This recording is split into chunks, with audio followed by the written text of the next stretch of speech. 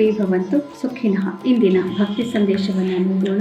ಸಾಂಖ್ಯಯೋಗವು ಪೃಥಕ್ ಬಾಲಾಹ ಪ್ರವದಂತಿ ನ ಪಂಡಿತಾಹ ಏಕಮಪ್ಯಾಸ್ಥಿತಃ ಸಮ್ಯಕ್ ಉಭಯೋರ್ವಿಂದತೆ ಫಲಂ. ಸಾಂಖ್ಯಯೋಗ, ಸಾಂಖ್ಯ ಮತ್ತು ಯೋಗ ಇವೆರಡನ್ನ ಬೇರೆ ಬೇರೆ ಅಂತ ತಿಳಿದೇ ಇದ್ದವರು ಮಾತ್ರ ಹೇಳ್ತಾರೆ.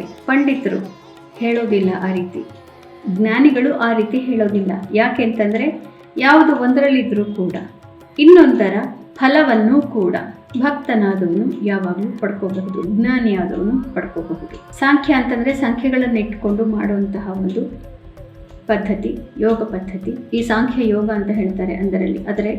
ಅದರಲ್ಲಿ ಇಷ್ಟು ರೀತಿಯಲ್ಲಿ ಆಸನಗಳನ್ನು ಮಾಡಬೇಕು, ಇಷ್ಟು ಹೊತ್ತು ಆಸನಗಳು, ಇಷ್ಟೊಂದು ರೀತಿಯ ಕರ್ಮಗಳು, ಇಷ್ಟು ರೀತಿಯ ಶಾಸ್ತ್ರಗಳು, ಈ ರೀತಿಯೆಲ್ಲ ಇರುತ್ತೆ.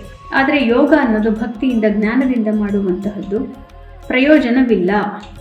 ನಾವು ಆ ಸಂಖ್ಯೆಯ ಮೂಲಕ 108 ಶ್ಲೋಕಗಳನ್ನು ಹೇಳಬೇಕು, ಇಷ್ಟೊಂದು ಹವಿಸನ್ನು ಅರ್ಪಣೆ ಮಾಡಬೇಕು, ಇಷ್ಟೇ ಶಾಸ್ತ್ರಗಳನ್ನು ಓದಬೇಕು, ಇಷ್ಟೇ ಮಂತ್ರಗಳನ್ನು ಹೇಳಬೇಕು, ಈ ರೀತಿಯಾಗಿ ಹೇಳ್ಕೊಂಡು ಹೋಗಿದ್ರೆ ಅದರಲ್ಲೂ ಕೂಡ ಫಲವಿದೆ.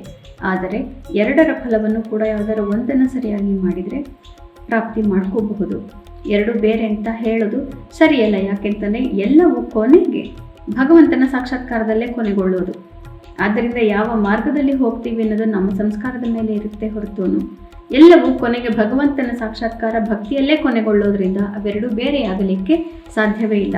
ಮತ್ತು ವೇದದಲ್ಲಿ ಹೇಳಿರುವಂತಹ ಒಂದು ಶಾಸ್ತ್ರ ಇನ್ನೊಂದು ಶಾಸ್ತ್ರಕ್ಕೆ ಸಂಪೂರ್ಣವಾಗಿ ಭಿನ್ನವಾಗಿರೋದಕ್ಕೆ ಸಾಧ್ಯವೇ ಇಲ್ಲ. ವೈದಿಕ ಧರ್ಮದಲ್ಲಿ ಯಾವತ್ತೇ ಇದ್ರೂ ಕೂಡ ಎಲ್ಲವೂ ಒಂದೇ ಒಂದು ಪರಬ್ರಹ್ಮ ವಸ್ತುವನ್ನು ಪ್ರತಿಪಾದ್ಯ ಮಾಡುವಂಥದ್ದು.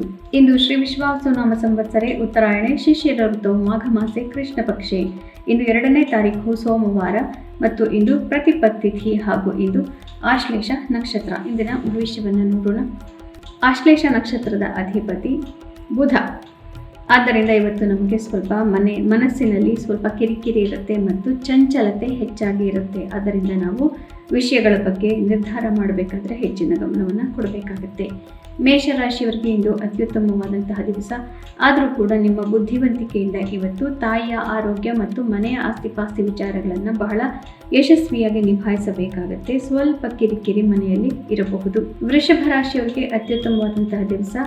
ನಿಮ್ಮ ಆತ್ಮವಿಶ್ವಾಸ ತುಂಬ ಚೆನ್ನಾಗಿದೆ. ಸಹೋದರ ಸಹೋದರಿಯರಿಂದ ಮನಸ್ಸಿಗೆ ಇವತ್ತು ನೆಮ್ಮದಿ ಪ್ರಾಪ್ತಿ. ಮಿಥುನ ರಾಶಿಯವರಿಗೆ ನಿಮ್ಮ ಮನೆಯ ವಿಚಾರಗಳಲ್ಲಿ ಹಾಗೂ ಕಾರ್ಯಕ್ಷೇತ್ರದ ಜವಾಬ್ದಾರಿಗಳಲ್ಲಿ ಇವತ್ತು ಸ್ವಲ್ಪ ಸಮತೋಲನ ಕಷ್ಟ ಆಗಬಹುದು. ಆದರೂ ಕೂಡ ನಿಭಾಯಿಸಿಕೊಂಡು ಹೋಗ್ತೀರಿ. ಕುಟುಂಬದವರು ಬಹಳ ನಿಮಗೆ ಇಂದು ಮುಖ್ಯರಾಗ್ತಾರೆ. ಕರ್ಕ ರಾಶಿಯವರಿಗೆ ಉತ್ತಮವಾದಂತಹ ದಿವಸ. ನಿಮ್ಮ ರಾಶಿಯಲ್ಲಿ ಚಂದ್ರ ಬಂದಿರೋದ್ರಿಂದ ಹಿಂದಿನ 4-5 ದಿನಗಳಿದ್ದಂತಹ ಎಲ್ಲ ಮಾನಸಿಕ ತೊಂದರೆಗಳು ಇಂದು ನಿಮಗೆ ಮಾಯವಾಗಿರುತ್ತೆ.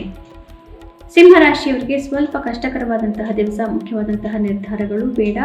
ಇವತ್ತು ನಿಮಗೆ ಮುಖ್ಯವಾದಂತಹ ಮೀಟಿಂಗ್ ಇತ್ಯಾದಿಗಳು, ಇಮೇಲ್ಗಳನ್ನು ಕಳಿಸೋದು, ಯಾವುದೇ ರೀತಿಯ ಒಂದು ಸಂವಹನ ಇದ್ರೂ ಕೂಡ ಅದನ್ನು ಪೋಸ್ಟ್ಪೋನ್ ಮಾಡಿಕೊಳ್ಳೋದು ಬಹಳ ಒಳ್ಳೆಯದು.